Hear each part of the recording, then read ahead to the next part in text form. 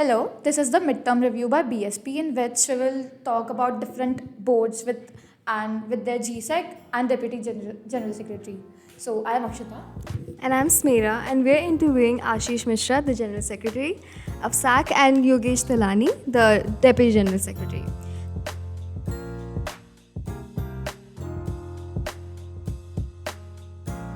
So, before going on, I would like to know what's the general structure and working of SAC, for the unversed, our viewers basically. Can you tell us, can you describe in brief how it actually works?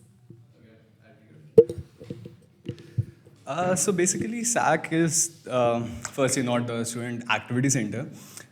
It's a student affairs council and it deals with all the non-academic activities in the institute. Okay, so its basic structure is we have people in UG and we have people in PG, both. For UG, we have third year people as SECs, secretaries, and in PG, we have reps. And in every hostel, we have secretaries. That is the general structure. We don't have any secondary rights in our team. And also, we have design and a tech team. Kudos to them. Okay, so there are Senate meetings being held year-wise. So how frequently are the Senate meetings being held? And given the importance of the issues discussed in the SAC meetings, could it be considered increasing the frequency of such meetings? So, like in the last tenure, we had 2 SAC meetings in the whole tenure, which was once per semester. And definitely we are considering to increase the frequency. Like this year, we had the earliest SAC meeting, we had the SAC meeting in October only, which is already did. So that was the earliest SAC meeting in last 5 years of one tenure. So we are definitely considering to increase the frequency. In this tenure, we are hopeful that we'll at least conduct 3 SAC meetings. And yeah, that's all. Basically, the problems we face is the directors' availability, senate rooms availability, all deans should be present at the same time. That's why it's a bit difficult to schedule such a large meet. That's why we get a small frequency. Plus that, the one thing that is generally in SAC meetings, so the format is first we have to show all the action taken report, what we have done in this tenure, then the agendas for the meeting. So after we have conducted one meeting, so in the first meeting itself, we have to show significant action taken report. So a bit of progress takes some time. Now before the second SAC meeting, we have to work all of our agendas discussed. So that also takes significant time. So we will work on that, then we can, because in the next SAC meeting, we will take new agendas obviously, but we will also take the agendas which were not properly implemented as discussed in the first SAC meeting. So it takes some time to work on their agendas. So, what's the process of bringing about a proposal? How do you realize a proposal which you're bringing forward? So I guess by proposal you mean any initiative we want to take. Okay. So basically, if you want to take an initiative, you have to first check the background if it has been taken up previously. If it has been taken up, we have to check why it's not been done. Secondly, we have to look upon which team to approach, who is the authority for it. Then we schedule meetings with that person and he tells us the feasibility about that proposal. If that thing is feasible without taking it into a SAC meeting, we do it anyways. But if it needs approval from director and people are not agreeing to it and saying this will not be done, this has some problems, then we take it to the Senate and have a open talk there, why it's not done, why it's taking time, and then it's done. So, in your SOP, you plan to increase secretary involvement in institutional meetings, which is a good thing. How is it coming along? And could you elaborate more on when you said in your SOP, and I quote it, ensuring that relevant student secretaries from different boards are included in institute-level meetings. Example, a secretary who has counseling experience. What does that mean, and how do you plan on enforcing that? So firstly, most of the third year SECs don't have much experience about how SAC works internally. They just become secretary because of all those, I'll not say, okay, hostel backgrounds. They just do it. And but they should know what actually work SAC is doing, what actually meetings SAC is a part of. Because SAC is a part of a number of non-statutory bodies, many meetings, many committees we are a part of, and we have to go there and attend meetings. So many meetings don't involve the GSec or the DGSec to be a part of it, because we just have to suggest something in those meetings. So a secretary can also do that. So by that I meant that a secretary should attend such meetings. The progress upon that, I would say on a scale of 10, it's 5. We are still going on in a lot of meetings. But yes, in the coming time, I will try to send people in those meetings, which we find that we should not go, and people should get more exposure in those meetings. So in that I would like to add one thing. So it is generally the progress is slow because the one thing that admin also expect us is कि उनका by default notion है कि GSec या DGSec ही आना चाहिए meeting में by default. If we do not attend some meeting and send someone from SAC as a representative, so maybe we can hear there's a possibility of hearing taunts later on कि तुम दोनों तो meeting में ही नहीं आते हो. So that is why we are trying that wherever we can send our representatives, we are definitely trying and providing more exposure to whole of our team. But obviously we can't shift that thing in once, so it takes some gradual change. So we are focusing on that. Okay, so PG students are usually less involved in SAC activities. However, the SAC includes several PG representatives, like 10 from the research scholars and 4 from other PG programs. This number is higher than it was in the previous years. What exactly do they do? And can you please elaborate on the specific roles and responsibilities? And how do they contribute to its functioning? So, in general, not only for PG, but the overall responsibility of a member elected, either the secretary or a representative. So, the general work they have to do in SAC is to bring out the issues from their electorate specifically. They can bring out overall issues in the campus, definitely, but the major thing is to bring out issues from their electorate and make sure that these issues are getting resolved through administrative approvals or in the SAC meetings. So yeah, we have seen that PG involvement in the SAC had the representation numbers have gone up from 6 to 10 in the recent years. That was implemented 2 years back in the SAC. In the SAC meeting, it was raised to do it from 6 to 10, and it was passed based on the rationale that the PG population in the campus is increasing. So they must have higher representation in the council. So yeah, they are focusing on their work this year. We have a really good team. They all of them try to bring their issues, and we try them each person that brings some issues in the team or gets solved either through indirect meetings with if that is concerned for 1 or 2 persons, or maybe if required we can raise it to the SAC meetings or required stakeholder committee meetings.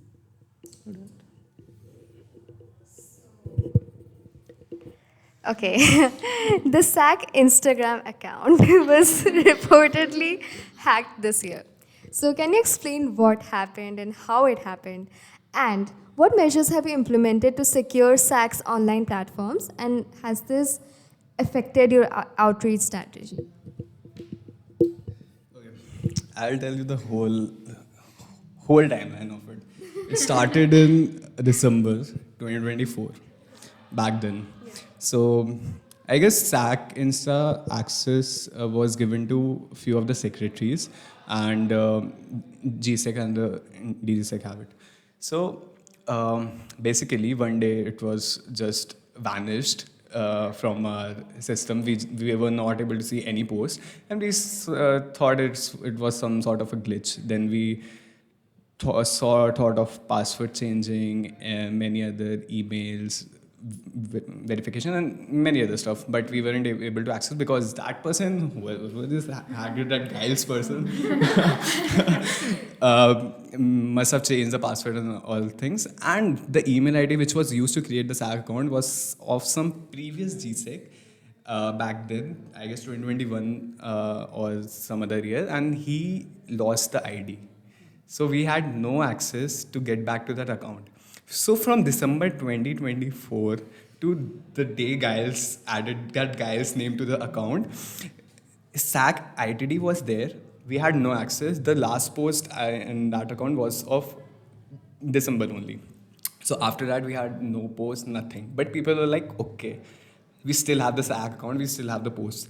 But suddenly, every post vanished, username changed, and that foods and cars came up. But it was cool.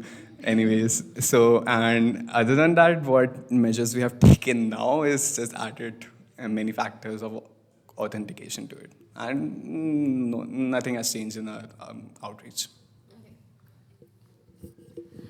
So we have been informed that there have been some cases of internal targeting of certain members of SAC by other members, and on a similar note, we were informed of passive aggressive slash distasteful behavior and comments on SAC groups. Is there any action or strategy you have chosen to employ in dealing with matters like this?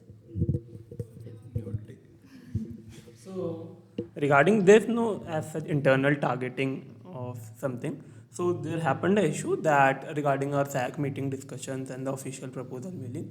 So there was issue in one or two people's personal mails. So we generally send the issue or anything that official communication requires through our official G or DGSec IDs to every concerned person. So there happened a case where one or two people did not receive an email and they contacted us. We resent the email to them and we gave them proofs as well, but they were not very convinced with even the proof. So there happened some sort of distress, or these people were concerned that if there is anything, but I guess there was no such issue, and that there was just a short period of time for that the people's doubt, and that was it. There's nothing, any distress and anything to it. Like miscommunications happen, we just have to sort it out every time, not just in SAG in life also. And for who is in a SAG team group from BSP, who is leaking this? But I'm curious. We actually released a form in which Ah, people Anonymous. So it was anonymous. some SAG segments put in.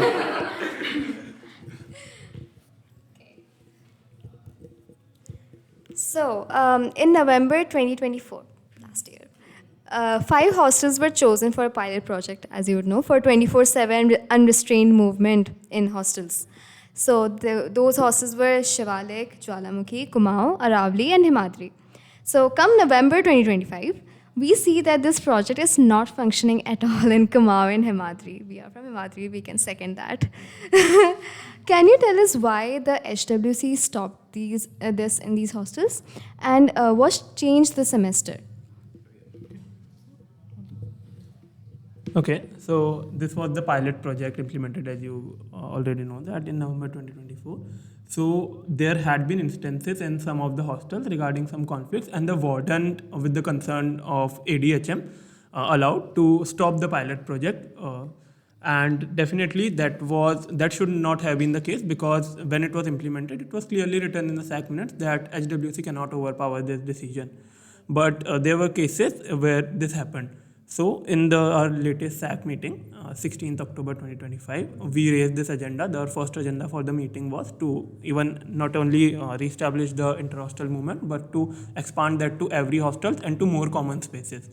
So what had been discussed there was, so it will go through the approval of HWC. So in principle now, what we will minute and what were the final committee decision was that in principle the inter-hostel movement is now allowed for all hostels at the common places, but that common places will be decided by the HWC's purview, because each hostel has different infrastructure. So now once the minutes get approved, so each hostel will have their HWC meeting and they will come up with the sort of open spaces with guidelines for each of the space, that from what timings to what timings they have to allow people in that places for all the students. So yeah, that issue was concerning, but maybe after this decision it will be solved. So it will be extended to all the spaces, all the common spaces according to the hostels HWCs. So in the Senate meeting, there is a proposal to construct a small medical shop structure in the parking area between Himadri and Sayadri, or maybe even in the IIT market. This is a very good proposal. And can you tell us whether it was a greenlit? When can we expect this to begin? Firstly, as I said, we first have to discuss anything to the with a, I guess, a concerned authority before sending it to the Senate. But at that point, we were a bit late to send all these agendas. So we discussed it internally, and we thought that we will discuss there and have an open discussion. Then what happened there in the Senate was that they were like, it's a very good thing, but first have a meet with the Dean Infra. And I guess if we are going to plan it in near between Sayadi and Himadri, it will take some amount of time. I guess, to be honest, not in this tenure it will happen because we have to create an whole of infrastructure. But if it is in IIT market, you can expect it by the next semester. We just have to have some thoughts and where to have it. So I would like to add in that. So basically, this all new issuing of new places comes under the CELC, which is the Commercial Establishment Licensing Committee.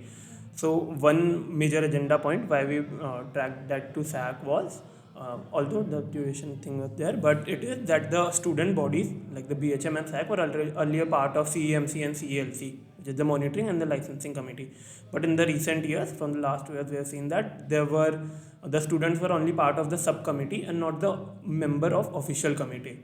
And there were obviously, as the students are not direct members, so there were lag of communication between the infrastructure administration and the BHM and SAC. So we raised that issue as well with this agenda in the SAC, and now there has been obviously action on that. So students will be considered for that. And one recent instance what we have seen is that the CEMC meeting is scheduled on this 30th October, like within 14 days after the SAC meeting. So that was a good. So we are very happy to see that there is a new NCC coordinator for females. But that was already found, discussed, and finalized in the last tenure. So we're now at the midterm, and the notification for the new NCC coordinator is coming right now. What is the progress on opening the NCC for girl students, and how much time will it take for us to see girl cadets in our campus?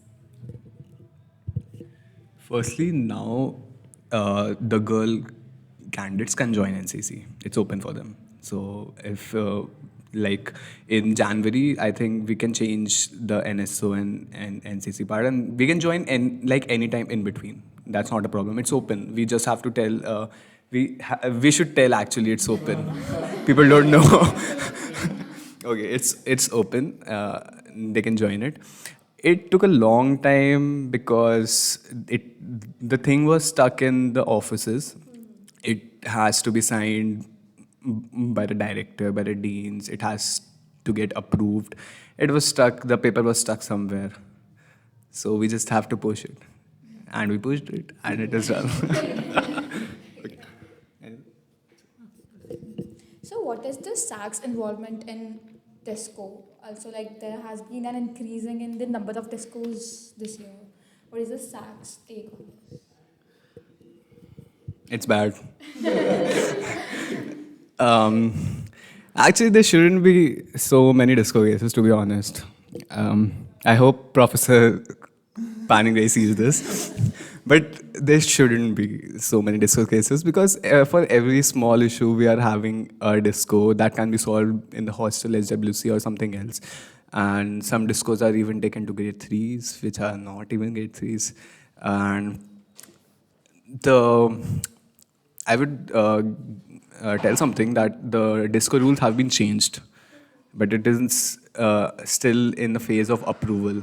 So we can get it approval by the end of this sem, I guess. It will be done, and we are planning to make it public.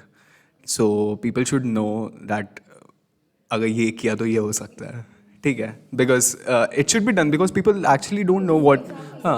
So that's the actual problem in increasing of the disco cases, and mostly are similar sort of. Every pattern is similar.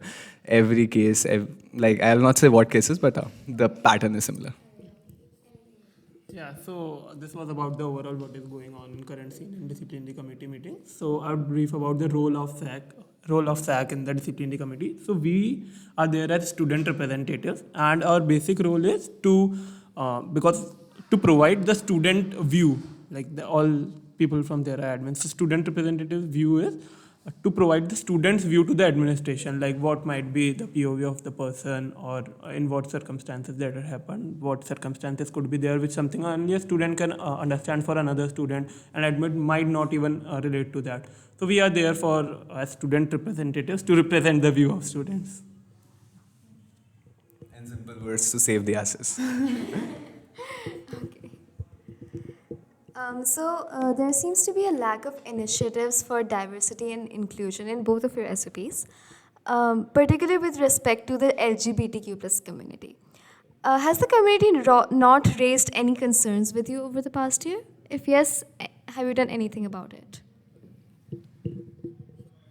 To mention it, we also we have a Indra rep and a SWT rep in our team, and we are in constant contact with them. They just provide their initiatives to us, and we took action. As you can see in our SAC meeting, also we had an agenda of accessibility, and it was whole like designed by our SWT rep. And in similar cases, we also talked with our Indra rep, Vaibhav Das, and we had many sort of discussions of the agendas that are left in the last tenure or last to last tenure, because he is there from past 2 years in the SAC. So we are in constant touch. It's not important that every point should be in our SOP, but if anything sort of comes up in mid of the tenure, it is always taken up. So one thing that I would like to add is, so like for this year, the projects that we onboard as a SAC, so we are obviously working on several projects of us as well, other with the board. So the projects that we onboarded this year in this semester to carry on, so we did it not just on both of our SOPs, but we did it on every member of our team. So we are working on many projects, like you will see in some time, for the printing service, and many other projects are there, which are there in our team's SOP. So we had a holistic way, we had our full team meeting, we had everyone's SOP, we discussed a lot of projects, and then gave each of them the priority order, like their preference, to choose their preferences, and allotted projects on that basis. So it's not just that need to be in our SOPs, but we will consider each of the team members SOP, as we have a diverse representation, so all of the issues are holistically covered. And even if it is not in their SOP, some issue comes up lately after the SOP, after the election, so we regularly take up on the new issues and new initiatives. So you talk about on-time PG mentorship. You want to ensure timely allotment and availability of mentors for first-year students. How is this different from existing mentoring system? This was mainly aimed for the PG students. Actually, we had a PG buddy program last year, and it was started in January, and it was a bit late according to us, so we planned to had it in July. But when we started it, and we actually thought that we'll start it in July or starting of August, but then we faced a lot of issues. Like there were a lot less responses. There were less female candidates applying for the same, and we had an issue of for the female mentor, should we assign a male mentee, and vice versa. We had this issue, and we discussed this with like ADSW and Jeevant also, who is the BSW GSec, and we had a lot of discussions on them, and we are still trying to find a solution to this problem, because this can create many issues in future. If there are issues, then it will automatically come upon the SAC, because this is not an official some sort of project from the institute. It is from SAC. So we have to maintain every small situation that can happen. We have to think of every problem that can happen, and then only we can make a project public. So that's why we are sort of in making of it. So one thing I would like to add in it is, so we are not just trying to allot mentors, that anyhow we should allot mentors for the sake of completion of project, but we are also trying to streamline the whole process so that the in the next tenure it gets more streamlined. So like last year also in January we thought that just to get started, if we will have pilot, we will be able to allot mentors easily next year, but this was not the case. We just allotted last year, trying to figure out, or so that in the hope that this year it will get more streamlined, but this year again we are facing the same problems that we faced last year. So we just are making sure that we can streamline the whole process so that in the next tenure this process, the issues which we faced do not occur. Since we're talking about projects, SAC has introduced several digital tools like the student portal, which features events calendar, lost and found, marketplace, the commute tracking system, and the Project Mercury, the WhatsApp bot for campus updates.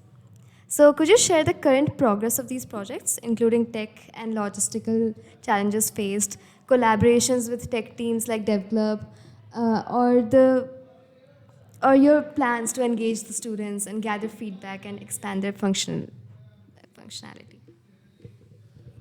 Okay, so like starting from the student portal. So student portal is something like we are highly positive on, and we want to do that in this tenure because there are multiple processes in this institute which are like very time consuming. For example, if you just want to book your LHC or some venue for an event, so there is now physical process. You first get the form printed, get availability, then get from your faculty coordinator, get it signed, then submit to LHC room booking office.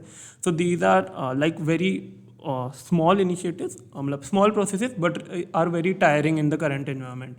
So what we are focusing on is building a student portal so that we can digitalize all of these things like this digital marketplace, lost and found, and everything what is generally done in offline manners. So we can digitalize this. So regarding the student portal, so we are currently in the prototype phase. We have our separate SAC has its own design team and tech team. So we are working on the prototype. We have already started working on the permissions. We have got some permissions. We are still in the way to figure out the remaining ones, and we have started the design and the technical backend for the same, and we are hopeful that by this tenure we will launch the student portal. We also discussed that in the SAC meeting in our action taken report. And I guess other tech projects are underway only, and mostly by the end of the tenure, we'll see a lot of things getting automated this time. So, what inspired your proposal to shift counseling services to an independent panel of mental health professionals, separate from the dean's office? How will this improve mental health support for students? Have you discussed this with the administration, and what's their response or any challenges? Well, you mentioned it. We haven't shifted it. it is underway. It is underway. So the SOP was we wanted to We shift. wanted So to we are shift. still underway. We are still underway. Actually, you mentioned that it shifted. I guess. Oh, okay. That's fine. So, the counseling services in the institute is not up to par. We are making a SCS report, which has the review of every counseling member and the whole counseling team and what's wrong with them and how do we improve. We are, by the start of November, we will have that report in our hand. So what we're trying is this counseling team doesn't have a lot of experience right now. If you check their profile and background, what we have seen. So we're trying to investigate further that what can be improved if we are going by the same team, or look for other means and other counselors that can be sort of private organizations outside the institute. So it just SAC against the institute, I guess. Yeah, and the need for this project came out actually in the last tenure. We had, before the SAC meeting, we had one suicide incident in the campus, and that person was on counseling. So in the SAC meeting, it was discussed about the quality of counseling service in the campus, and there was a lot of discussion on what could be done. So there was a committee constituted at that time. That is still the one we are working with, the Counselling Service Committee, and we are in, as Ashesh already mentioned, that in a detailed review we have conducted. So the need came from that SAC meeting. That is why I guess it was in our SOPs, and hopefully we are hopeful that the after the report comes out. So initially we will be submitting the report to director and both the deputy directors, and after the review and discussion we will be making it public or showing it even in the next SAC meeting or however we choose to. So we are hopeful that after the report comes out, there will be significant changes in the counseling service structure in this institute. So, the Review Committee on Counseling and Wellness is a student-led body with representatives from SAC, CAC, and ODI, formed to evaluate the institute's counseling services, as you know. Could you share who the members of this committee are and how they are selected? What makes them equipped to handle such sensitive and crucial issues? Additionally, what major changes or improvements can students expect in the counseling services based on the committee's finding? Okay. So, as I already mentioned, that in the last SAC meeting we had the committee constituted there itself. So the director mentioned that the SAC GSec will constitute this committee as an head, and will include representatives from CAC, SAC, and ODI. So the people were chosen on the voluntarily basis. Whoever people wanted to volunteer for that, they were choose to do that. And regarding the capability, I guess that every elected or any student representative here is enough capable that they should deal with any issues that are pertaining or that are causing a problem to the student. So I guess any capability question should not be there on any of the student representatives. So the committee was constituted then. And regarding the changes, like as I already mentioned, once the report gets reviewed by the director and the deputy director, so we will make public and we will see about how the changes, what all changes can we bring on ground, and what all information can be made public for that.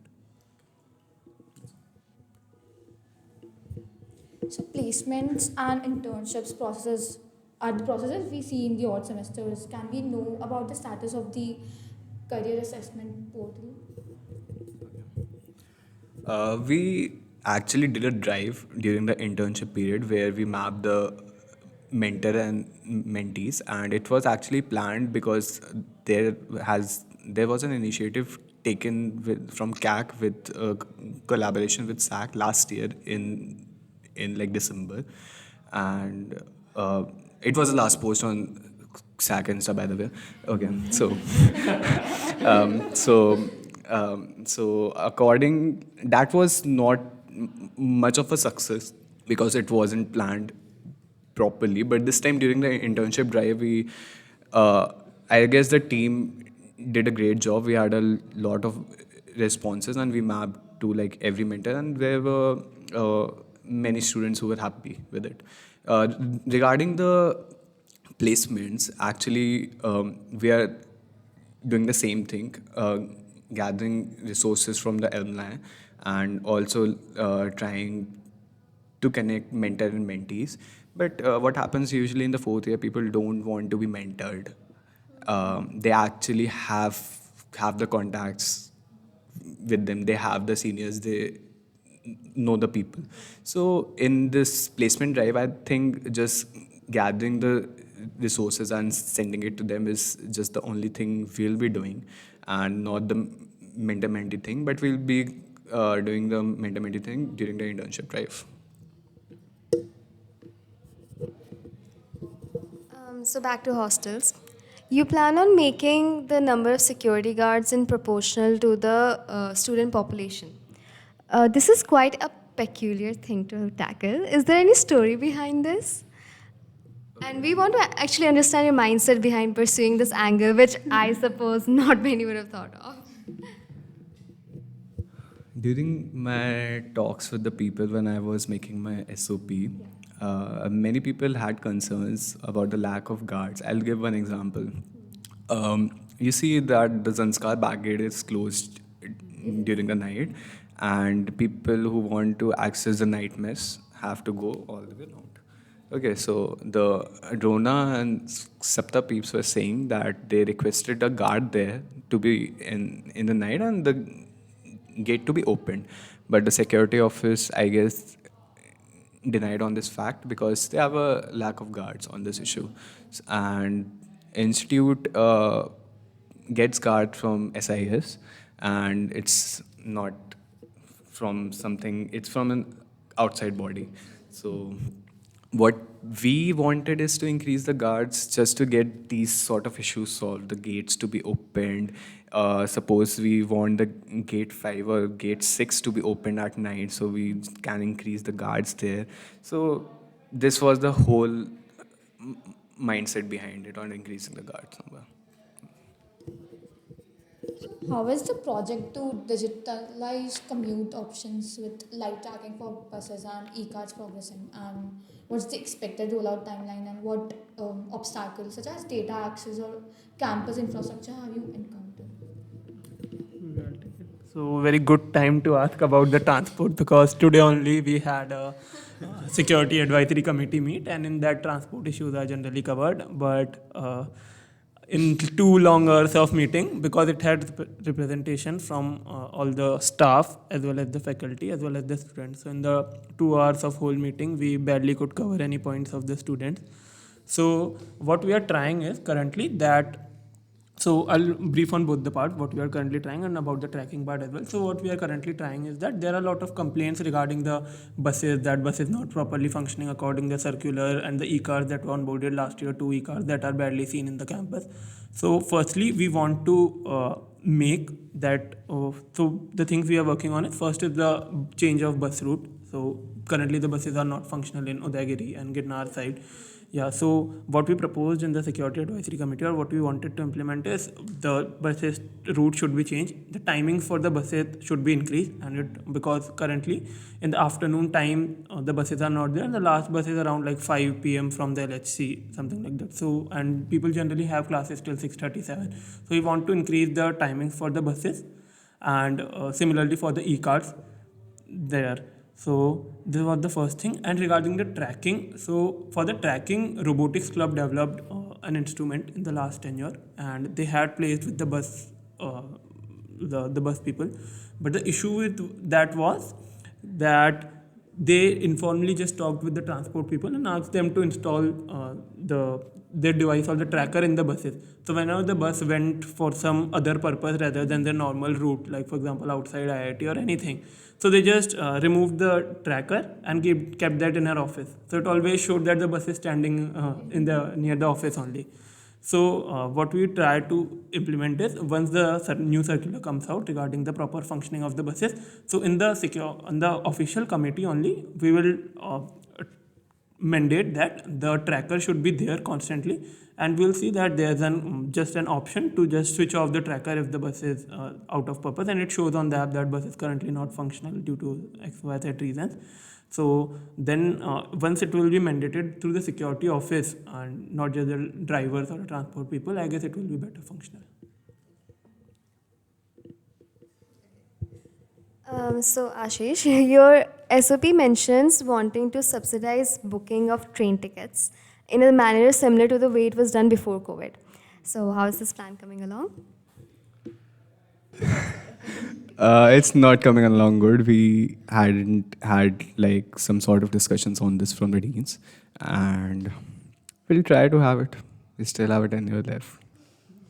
So we saw that recently only. So we, in the start of the tenure, we did some approvals and that, but we are not getting a clear direction of where it is stuck currently, like what's the process there are, because a lot of administrative office, and it is outdated since the COVID time.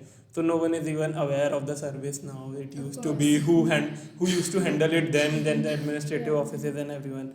And one thing we saw recently, like the similar thing was there in JNU, and it was outdated since the COVID. And recently they had some progress. The JNU Student Union had some progress, and they had the progress because the student union went to meet the railway minister, and then the people from railway ministry came and had some survey or something. So maybe if it's even stuck in the further processes, so maybe we will have to figure out an approach of this sort, that getting a mail to minister from the director or even directly meeting. So that's a good new Insta post for you. So you said that you plan to set up vending machines at strategic places and even a boys' salon. Have you narrowed down such places? And what are the problems you can foresee coming your way? Okay. Firstly, taking on the vending machines point, it's basically stuck on the point. You have seen that Rajdhani vending machine. It wasn't like much profitable for the vendors, so that's why it was stopped. And when we had a talk with ARSA, who is the assistant registrar student affairs, he's like handling all of this. So when we had a talk, he had a genuine concern that please try to find how this can be made profitable for them so we can attract the vendors, because people don't come actually for this thing. And we got in the last tenure we got the permission of a bad place. Actually, it was not a good place to have a vending machine. It should be somewhere near the institute area, but it's take a lots and lots of permission to get a space there. So what we are trying right now is to find more and more of vendors and sort of thinking how to make it more profitable for them. For that, what we have to do is to find a space in the institute, and we have identified some sort of spaces. And coming on the boys salon part, the laundromat is stuck forever. I don't think it will be solved. I don't think that it. also we have to get Yeah, we have to go to the ministry. Okay. Okay. It is stuck in all sort of legal issues, so we are not touching it. Uh, we are having sort of discussions with the Dean Infra on having it in SAC as it was before. one thing I would like to add on each of them. So for the vending machine, so basically the reason that we identified it was not profitable for vendors was because the institute was charging rent as well as the electricity charges, the rent of the space in which the machine will be installed, and the electricity charges as well. And there are multiple recurring costs in the vending machine, like a person coming to fill almost every day regarding the vending machine, and if anything gets broken because it is of glass and various other, like we had a conversation with vendor, so there were various other recurring costs for the same. So that is one thing that we are thinking of. So we are currently in the conversation with the institute and the admin, so that if we can reduce some sort of charges from the institute side like rent and electricity. We previously had some conditions relaxed, but now we are working on the same, and if everything goes well, then we will hopefully be able to onboard some vendors. Yeah. And regarding the boys saloon, so the laundromat thing, that is something very close to me because in last whole tenure I worked for it. And literally I did every possible thing. Last year in the SAC agenda, in the first SAC meeting, the first agenda was to open laundromat or empty laundromat. Just we can open everything there, anything there, not specifically saloon. Even if saloon is an issue, then we can open some food outlet because that is a very good outlet because it is a fully covered space. It is a building sort of issue. So that is a very good outlet. So we had in the first SAC meeting itself, we had multiple follow-ups, Dean Infra office के चक्कर, बहुत सारे calling to the owner who was there in the business before, and every sort of possible thing that we could do, we did it. Still we are not very hopeful to be honest, but we are trying that if something can be done, but we almost in the last year, I myself tried everything from like the director to vendor, everything, but we didn't see coming that much. So what we thought was ki rather than wasting our team's potential in just follow-ups and everything, maybe we could come up with other place to open a saloon. So we are in conversation with Dean Infra and hopefully we'll get it done soon. Talking about vending machines, another thing that's important is the sanitary pad vending machine. What's your plan on installing more machines and on the maintenance on the already installed ones? I guess both. We were planning on both of them. Firstly, the installed vending machine is on like coin basis, and nobody has coins nowadays. So we were just planning on improving that machine on QR basis, or just installing more machines. Okay. Again, when we had this convo with ARSA, and then he was like, see, it's okay, it's fine, but people don't find it profitable again. So we are looking for NGOs right now who can like provide some sort of things to us, because private companies don't find vending machines here to be profitable, and they don't usually come. Okay, so what thing the administration wanted us to do first, to have a survey on the incinerators installed in the girls' hostel. Do you guys know about it? Okay, I think SAC floated a survey in your groups.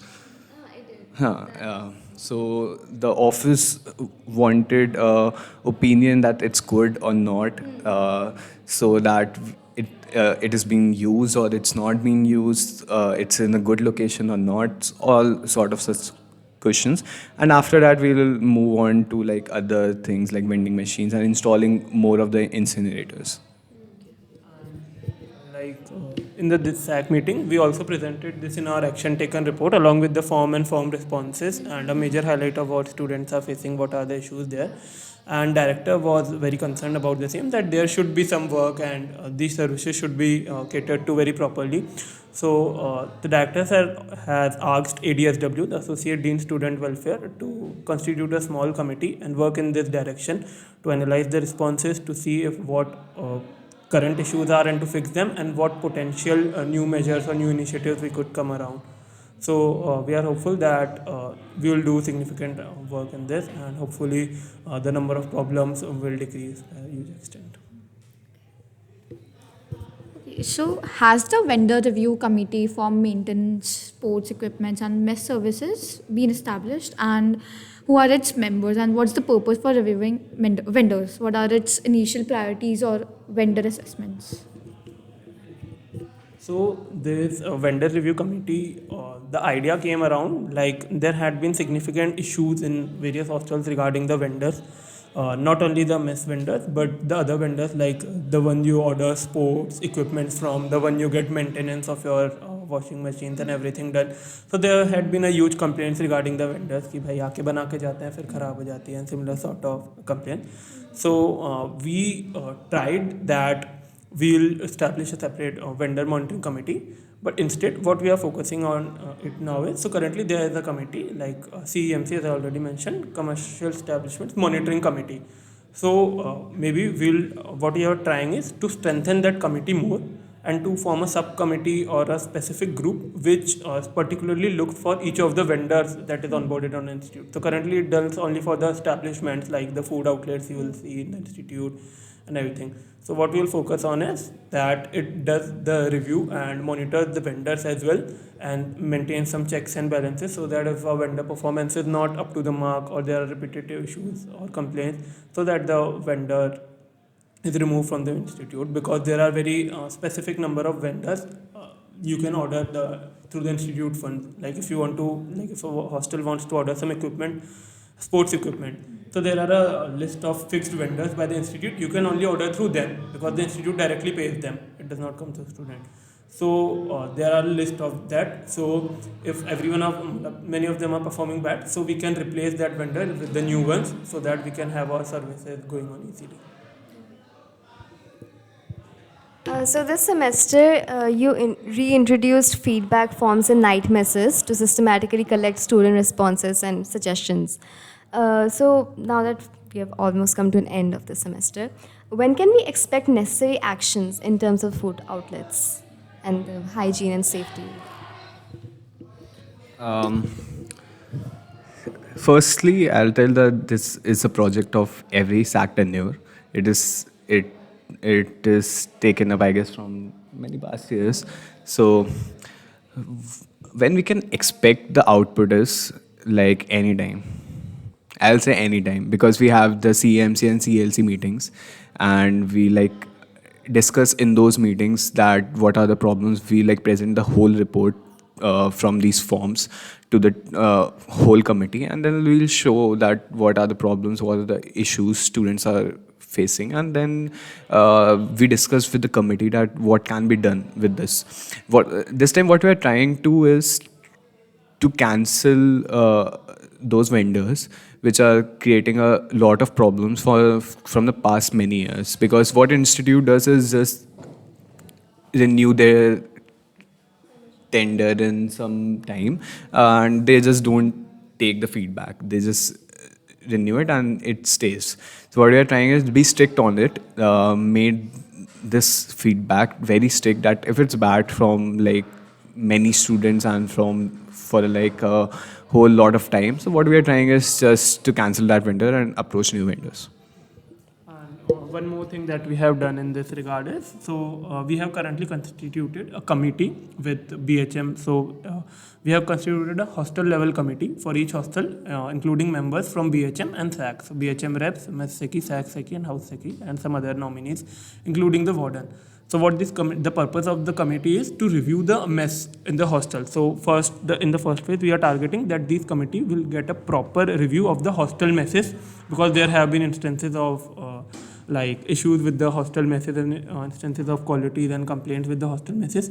So like that is in progress. Yesterday only in my hostel Aravali, there was a very detailed review and everything, even with the appliances, like if there was some issues with some appliances and everything. So in presence of warden as well as Mukesh sir, he is the assistant registrar for hostel accounts. In presence of both of these, they identified the issue, appliances that need to be replaced, and new if there is something new to be purchased to maintain more hygiene in the messes. So this committee is currently working, and we are seeing a good turnout for the committee, and we are probably will give the power of night messes, examining the night messes, because that comes under the hostel boundary, to the same committees with the people from admin, so that the checks and balances at every night messes can be maintained in a similar way.